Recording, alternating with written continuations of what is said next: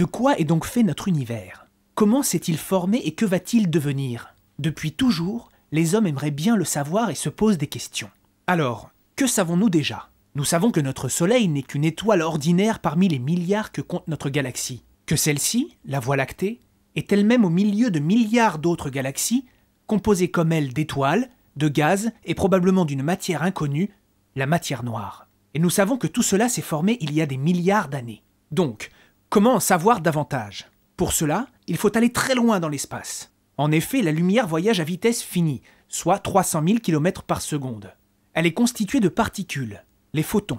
Ces photons restituent des images en fonction de la durée de leur voyage. Donc, plus on avance dans l'espace, plus on remonte dans le temps. Imaginons, vous vous trouvez quelque part dans l'univers très très loin de la Terre. Vous pourriez alors rattraper l'image qu'elle a émise il y a des milliers, des millions ou des milliards d'années. Vous êtes par exemple à la lisière de notre galaxie. Cela représente à peu près la distance parcourue par la lumière pendant 4000 ans. Vous pourriez donc voir l'image de la Terre à l'époque de la construction des pyramides. Déplacez-vous ensuite sur une galaxie presque voisine, soit un voyage de 80 millions d'années pour la lumière. C'est la Terre au temps des dinosaures que vous verriez.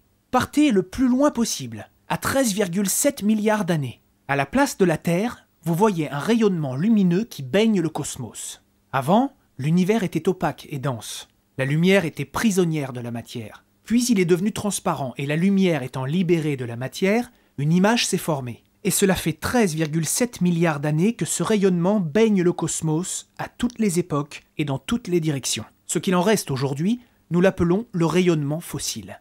Cette lumière est donc la toute première image de l'univers. Aujourd'hui, comme ce rayonnement a été immensément dilué par l'expansion de l'univers, son énergie est très faible.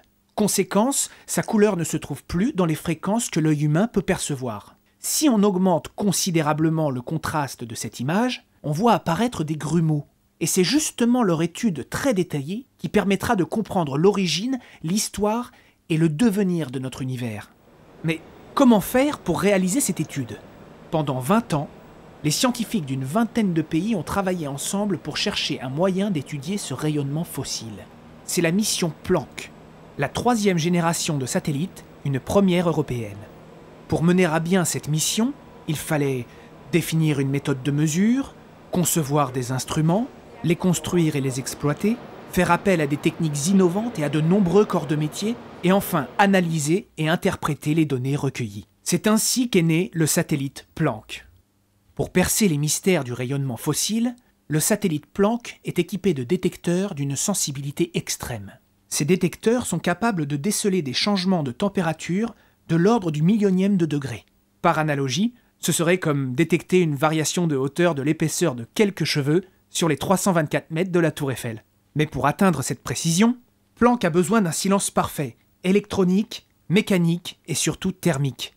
Alors, pour obtenir ces conditions optimales, les détecteurs de l'instrument haute fréquence HFI ont dû être refroidis à la température extrême de 0,1 degré au-dessus du zéro absolu, soit moins 273,05 degrés. Pendant près de 1000 jours, Planck a été l'objet le plus froid envoyé dans l'espace. Lancé le 14 mai 2009 à 15h12 temps universel par la fusée Ariane 5 depuis le port spatial de Kourou, le satellite Planck a été positionné à 1,5 million de kilomètres de la Terre.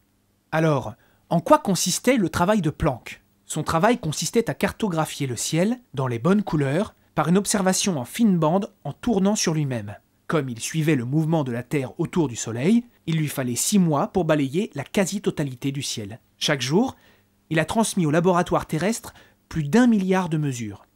Le ciel vu par Planck est comme un paysage. Il faut enlever ce qui est juste devant nous, notre galaxie, et ce qui est plus loin, les autres galaxies. Alors, il reste la première lumière de l'univers. De cette image, les chercheurs extraient des paramètres pour reconstituer toute l'histoire de notre univers, comme dans cette simulation.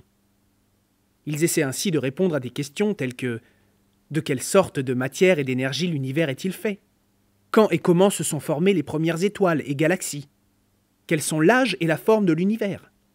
Quel sera son futur ? Expansion infinie, implosion ou autre chose ? Ainsi, nous connaîtrons peut-être un jour la véritable histoire de notre univers.